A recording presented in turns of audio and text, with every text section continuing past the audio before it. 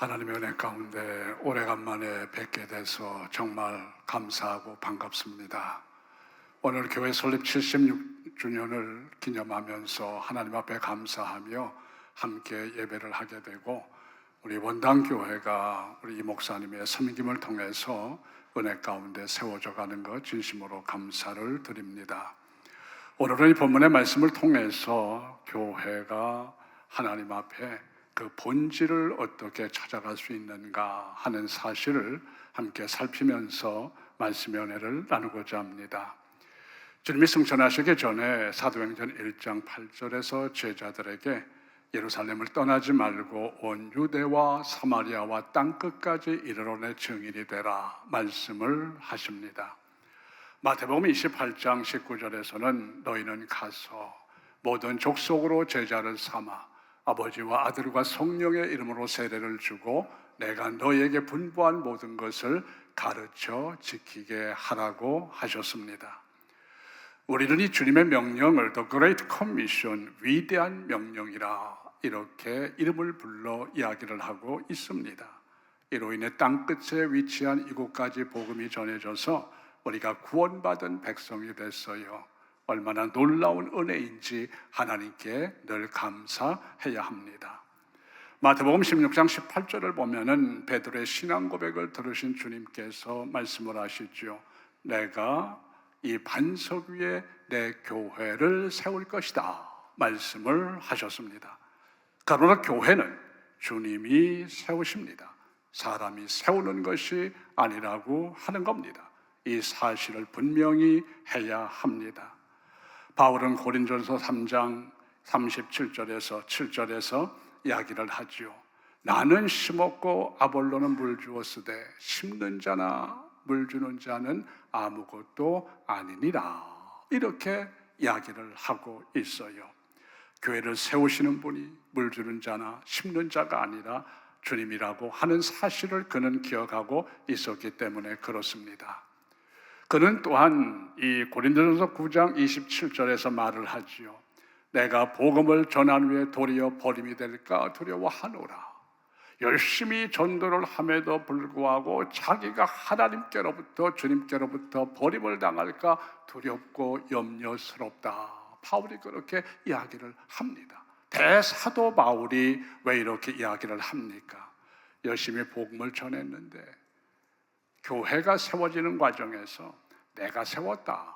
바울은 자신도 모르게 이런 생각을 할 수도 있었습니다. 바울은 지금 이 사실을 염두에 두면서 하는 이야기가 내가 오히려 복음을 전한 후에 도리어 버림을 당할까 두렵다. 왜? 교회는 사람이 세우는 것이 아니라 하나님께서 세우시고 주님께서 세우시기 때문입니다.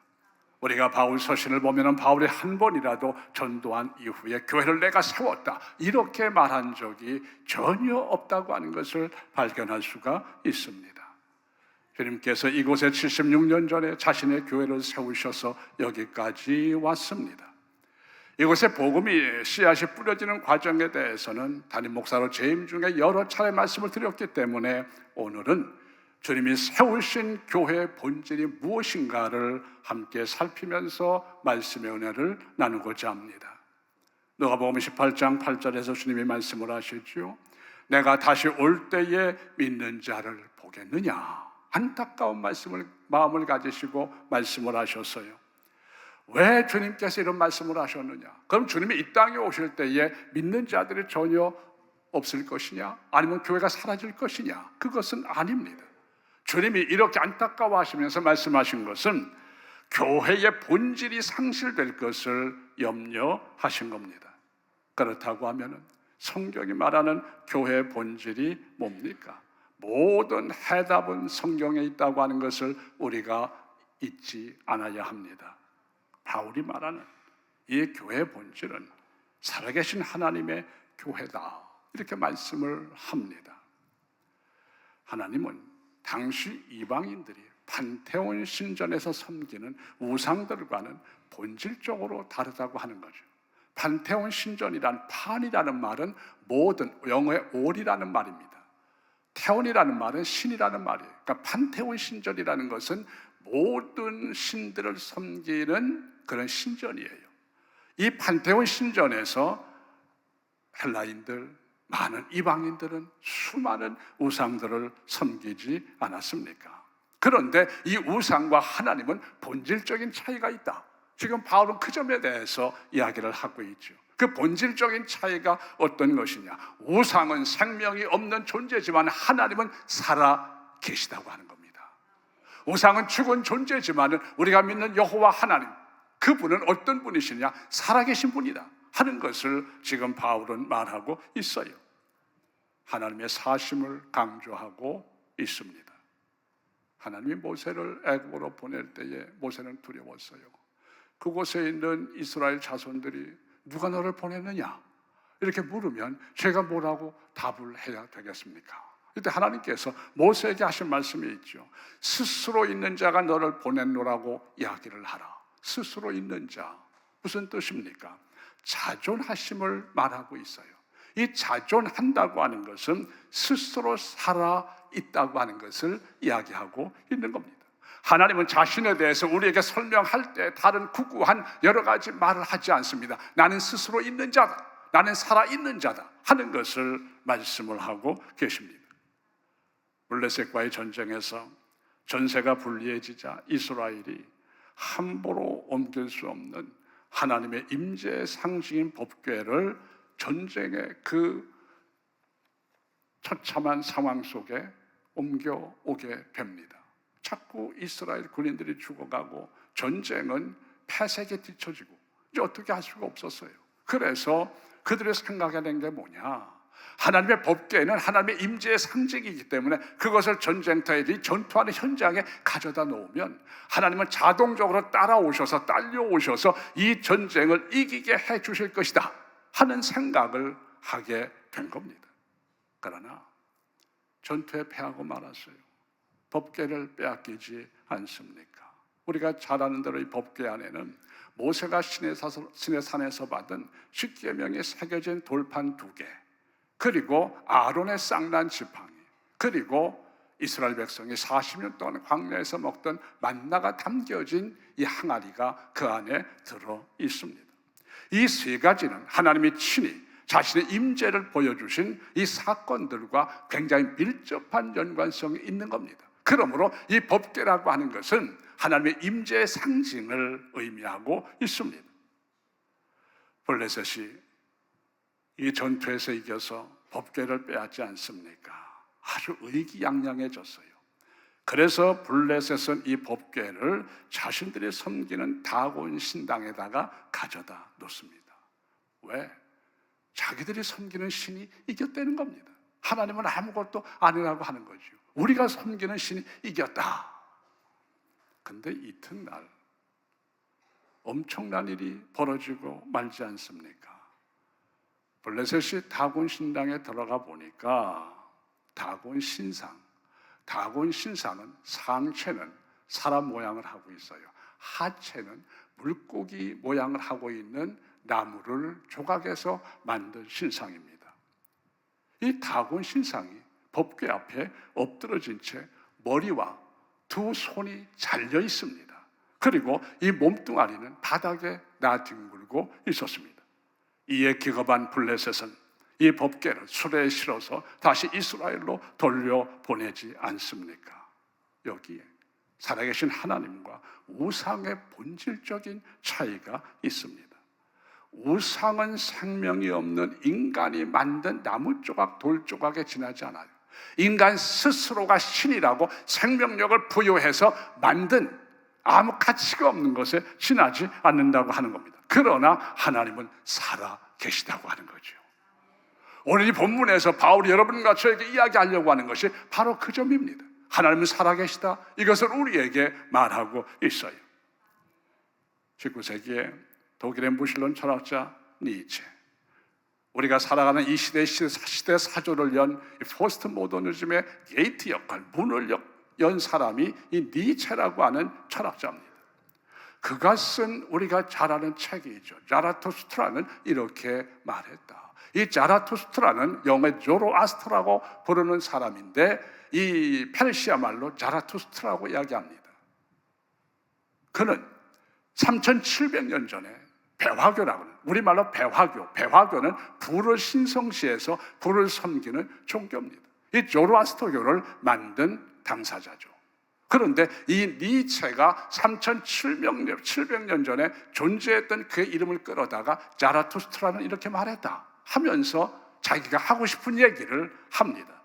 무슨 얘기를 하느냐? 신은 죽었다. 신은 죽어 있다. 우리가 신을 죽였다. 니체는 그렇게 이 책에서 이야기를 합니다.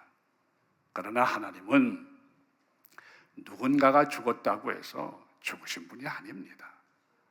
누군가가 살았다 해서 사신 분이 아니에요. 어떻게 인간이 하나님을 죽이고 살리고 할 수가 있겠습니까?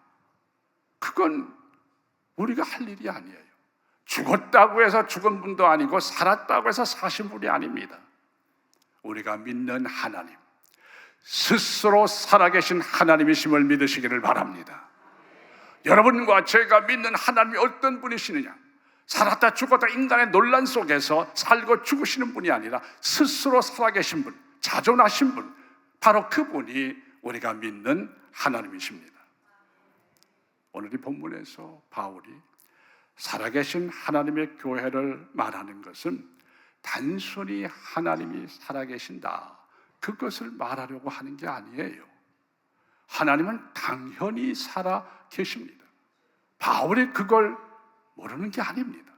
오늘 이 본문에서 바울이 살아계신 교회, 하나님의 살아계심을 이야기하려고 이 이야기를 하는 것이 아니라 교회의 본질이 뭐냐, 그것을 말하기 위해서 이 말을 하고 있는 겁니다. 성경이 말하는 교회의 본질은 어디 있느냐? 여기 모여 예배하는 여러분과 저와 우리가 살아계신 하나님의 교회라고 하는 사실입니다. 믿으시기를 바랍니다. 여기 이 자리에 모여서 하나님께 예배하는 여러분과 저와 우리 모두가 한 사람 한 사람이 살아계신 하나님의 교회라, 그 말이지요. 고린도서 6장 16절을 보세요. 너희는 살아계신 하나님의 뭐라고요? 전이다.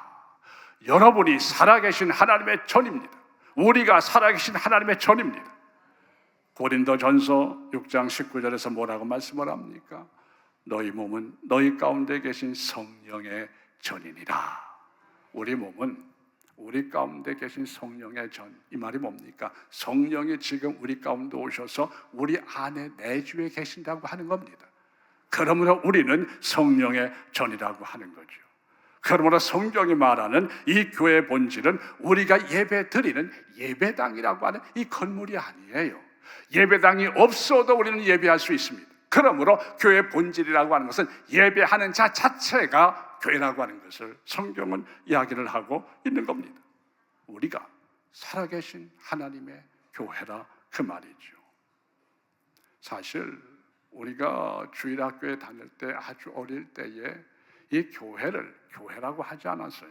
뭐라고 얘기했습니까? 예배당이라, 예배를 드리는 집이라. 근데 어떻게 치환이 됐는지 지금 와서는 예배당은 다 사라지고 교회라. 교회의 본질은 예배하는 자들이 교회의 본질입니다.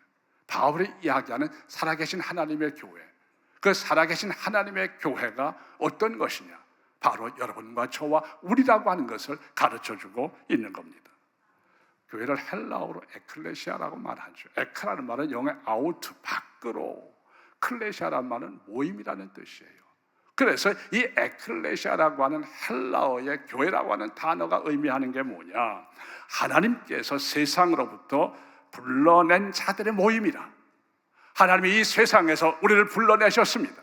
하나님이 불러내신 여러분과 제가 모여서 예배를 드리게 되죠. 이 모임이 하나님의 교회라. 성경은 정확하게 우리에게 말씀하고 있습니다. 그러므로 성경이 말하는 교회의 본질은 하나님이 불러내신 우리 한 사람 한 사람이 교회라고 하는 것을 우리가 잊지 않아야 됩니다. 아, 교회는 저기 있고 나는 그 교회와 상관이 없다, 그게 아니라 내가 교회입니다. 이 사실을 우리가 잊어버려서는 안 돼요. 성경이 뭐라고 말씀을 합니까? 내가 거룩하니 너희도 거룩하라. 하나님께서 말씀을 하셨고 주님도 말씀을 하셨어요. 내가 거룩하니 너희도 거룩하라. 왜? 우리가 살아계신 하나님의 교회이기 때문에 당연히 거룩해야 한다고 하는 겁니다. 여기에 여러분과 제가 거룩해야 할 이유가 존재한다고 하는 거죠. 20세기의 탁월한 설교자였던 영국 런던에 있는 올소울즈 교회를 담임했던 존 스토트 목사님이 있습니다. 그는 이런 질문을 던졌어요. 살아계신 하나님은 어디 계신가? 그리고 답하기를 여호수아 3장 10절로 답을 합니다. 사시는 하나님은 너희 가운데 계시느니라. 여호수아 3장 10절이 말씀을 하고 있어요. 사시는 하나님은 어디 있느냐? 너희 가운데 있느니라. 성도 여러분, 사시는 하나님이 우리 가운데 여러분과 제 안에 계심을 믿으시기를 축원합니다. 하나님이 우리 가운데 계신다 그 말이죠. 그래서 레위기 26장 12절은 말하죠. 내가 너희 중에 거할 것이요 너희는 내 백성이 되리라. 하나님 말씀하셨어요. 우리가 살아계신 하나님의 교회이기 때문에 하나님께서 말씀하시기를 내가 너희 가운데 거할 것이다. 그리고 너희는 내 백성이 될 것이다. 분명하게 말씀을 하십니다. 우리 모두가 살아계신 하나님의 교회라고 하는 것을 깊이 인식할 필요가 있습니다. 단순히 건물의 개념이 아니에요. 사실 건물은 교회가 아니죠. 부름받은 자들이 모여서 예배하는 장소입니다. 실제적으로는 우리가 교회입니다. 우리가 공원에 나가서 예배를 하면은 그 자체가 교회가 되는 거죠. 믿는 자들이 있는 그곳이 하나님의 교회라고 하는 겁니다. 원당교회가 어떻게 교회가 될 수 있느냐? 믿는 여러분이 함께 모여서 예배하기 때문에 이곳이 교회가 될 수 있다고 하는 겁니다. 그러므로 우리가 살아계신 하나님의 교회임을 기억하시면서 하나님의 살아계심을 보여주는 삶을 살아가시기를 축원합니다. 여러분과 저를 통해서 무엇이 보여져야 되느냐? 하나님이 살아계신다는 것이 보여져야 돼요. 세상이 우리를 바라볼 때에 하나님이 살아계시는지 아닌지 전혀 감지하지 못한다고 하면은 심각한 문제죠. 우리가 세상을 살면서 어느 곳에 있든지 나를 통해서 하나님이 살아계심을 보여줄 수 있는 삶을 사는 것, 그것이 바로 교회의 본질인 우리의 사명이요 책임이라고 하는 것을 잊지 않아야 합니다. 교회의 두 번째 본질은 진리의 기둥과 터라 말씀을 하셨어요. 여러분과 저는 진리의 기둥과 터입니다. 이 사실을 잊지 않아야 됩니다. 살아계신 하나님의 교회, 오늘 바울이 말하죠. 진리의 기둥과 터다. 이렇게 이야기를 하고 있어요. 진리가 뭡니까? 진리는 예수 그리스도지요. 요한복음 14장 6절에서 이야기를 합니다. 주님이 자신에 대해서 이야기할 때에 헬라 원문 성경을 보면은 에고 에미 헤호도스 카이에 알레테이아 카이에 조에, 제가 간혹 말씀드리는 그것이 예수 그리스도가 누구인가를 이야기하는 자신의 고백입니다. 내가 곧 길이요 진리요 생명이라. 예수님께서 분명히 자신이 진리라고 말씀을 하십니다. 내가 곧 진리다. 그러므로 진리는 예수 그리스도입니다. 그러므로 우리는 예수 그리스도의 기둥과 터라고 하는 것을 잊지 않아야 돼요. 이 기둥과 터라고 하는 말은 은유적 표현이지요. 기둥과 터는 그 자체로는 별로 의미가 없어요. 그 기둥과 터가 나타내려고 하는 것이 건물입니다. 이 기둥과 터의 가치는 건물이 세워질 때의 가치가 있는 거지, 건물이 세워지지 않으면 이 기둥과 터는 아무 의미가 없어요. 우리가 간혹 지나다 보면은 이 건축물이 왠지 모르겠습니다만은 건축이 중단돼서 기둥과 터가 항상하게 남아있는, 세월이 흘러서 녹이 쓴 것을 보지 않습니까? 그 기둥과 터가 무슨 가치가 있습니까? 그 기둥과 터 위에 교회가 세워질 때 가치가 있는데 우리가 지나가다 보면은 덩그러니 기둥과 터만 있으면 흉물스러워요. 여러분과 저를 성경이 이야기하기를 뭐라고 얘기하느냐? 진리의 기둥과 터다. 우리가 덩그러니 우리만 있어서는 아무 의미가 없어요. 여러분과 저를 통해서 누가 나타나야 되느냐? 예수 그리스도가 나타나야 합니다. 그럴 때의 기둥과 터에 진정한 가치가 있는 겁니다. 성도 여러분, 나를 통해서 예수 그리스도가 나타나고 있습니까? 나를 통해서 예수 그리스도가 드러나고 있습니까? 우리 자신에게 한번 질문해 볼 필요가 있습니다. 수리아 안디옥 교회 성도들이 그리스도를 드러내므로 저들이 그리스도이다 하는 말을 듣지 않았습니까? 마찬가지로 우리를 통해서도 예수 그리스도가 나타나야 돼요. 그래서 바울은 뭐라고 이야기합니까? 너희는 그리스도의 편지요 그리스도의 향기라 말하지 않습니까? 여러분이 그리스도의 편지요 그리스도의 향기입니다. 이로 인하여 나를 통해서 예수 그리스도가 일켜지고 예수 그리스도의 향기가 맡아져야 돼요. 사람들이 나를 만날 때에 어떤 냄새를 맡습니까? 예수 그리스도에 관한 냄새를 맡아야 돼요. 나를 만날 때에 예수 그리스도를 나를 통해서 읽을 수 있어야 돼요. 우리가 직장이나 가정이나 학교나 어느 곳에서든 주님께서 부르신 이유가 뭡니까? 그리스도의 편지가 되라고 하는 거죠. 그리스도의 향기가 되라고 하는 겁니다. 나를 통해서 예수 그리스도가 보여줘야지 자기들하고 같은 인간에 보여줘서는 안 돼요. 나를 통해서 예수 그리스도에 대한 영적인 갈증을 느낄 수 있도록 우리가 믿음으로 그들에게 영적인 영향력을 줄 수 있는 삶을 살아야 합니다. 주님께서 여러분과 저를 부르신 이유가 뭡니까? 그냥 교회 다녀라, 교회 다니도록 하기 위해서 우리를 부르신 게 아닙니다. 진리의 기둥과 터가 되도록 하기 위해서 우리를 부르셨다고 하는 것을 잊지 않아야 합니다. 그러므로 나를 통해서 내 말과 생각과 행동을 통해서 예수 그리스도가 드러나야 돼요. 내가 있는 직장에서, 내가 다니는 학교에서, 내가 접촉하는 많은 사람들에게 나를 통해서 예수 그리스도가 드러나야 한다 그 말이죠. 왜? 나는 진리의 기둥과 터이기 때문에 그렇습니다.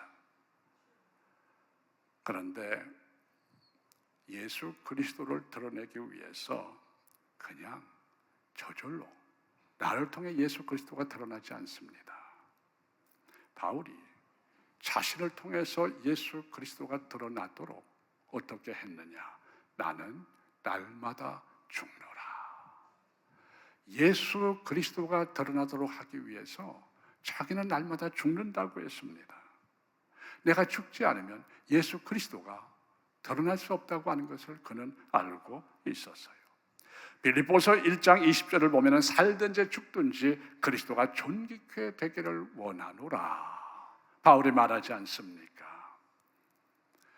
명랑대첩을 아시죠? 유명한 해전입니다. 이수신 장군이 12척의 배를 가지고 외선 133척을 파한 아주 유명한 대첩이지요. 사실 왜군이 쳐들어올 때에 333척의 배를 가지고 옵니다. 그리고 나머지 배는 후방에, 전방에 133척을 배치해서 이제 싸우게 하지요. 이수신 장군이 12척의 배를 가지고 그 133척의 배와 싸우게 됩니다. 여러분 생각해 보세요. 싸움이 됩니까? 그 12척 가지고 싸울 수가 없어요. 근데 명랑이라고 하는 영화를 보신 줄 압니다만은 이수신 장군이 수군들에게 외치죠. 필생즉사요 필사즉생이라. 그렇게 이야기를 합니다. 살고자 하는 자는 죽을 것이요 죽고자 하는 자는 살 것이다. 어떻게 12척의 배를 가지고 그 133척의 적선을 파할 수 있습니까? 전술도 중요합니다만은 전쟁에 임하는 자들의 자세입니다. 죽을 각오를 하게 되면 이길 수 있어요. 이순신이 요구한 게 그거죠. 죽을 각오로 싸우면 살 것이다. 우리가 사는 방법이 뭐냐? 죽을 각오로 싸우는 데 있다고 하는 거죠. 그래서 승리를 했습니다. 어떻게 나를 통해서 예수 그리스도를 드러낼 수 있느냐? 바울이 말하지요. 아사 즉 야소생이라. 내가 죽고 내 안에 그리스도가 삶으로 말미암아 나를 통해서 예수 그리스도가 드러날 수 있다고 하는 겁니다. 그럴 때에 우리가 진리의 기둥과 터로 살아갈 수 있어요.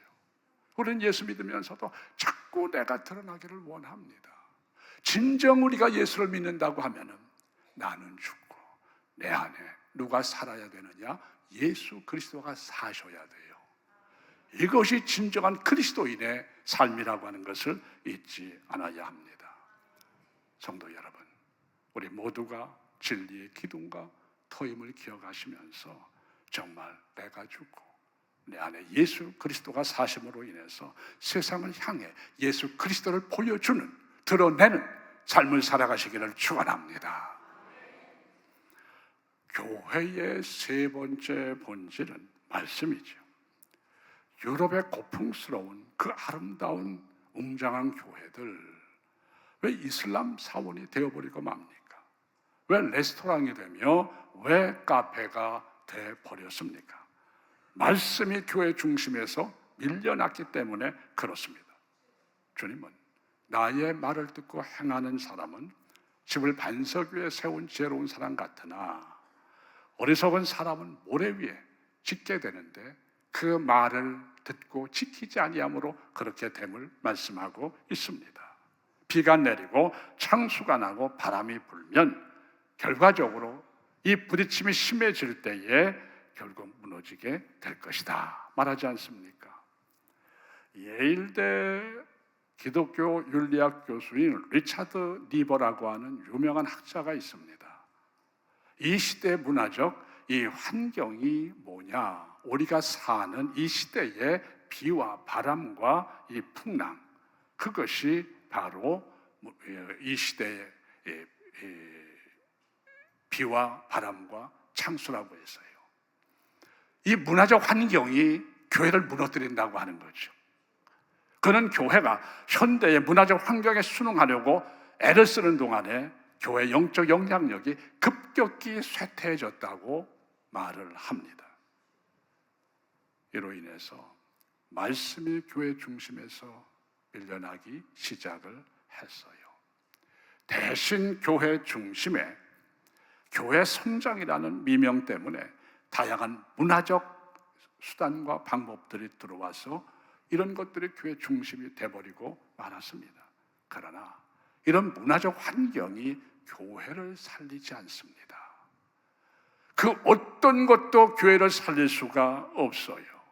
사도행전 17장 11절을 보면은 베레아 사람들이 간절한 마음으로 말씀을 받고 그런가 하여 날마다 성경을 상고하니 믿는 자가 많아졌더라. 베레아 교회가 성장할 수 있었던 이유가 어디에 있느냐? 말씀을 받고 말씀을 깊이 상고함으로 인해서 그 베레아 교회가 성장했다 하는 것을 말하고 있습니다.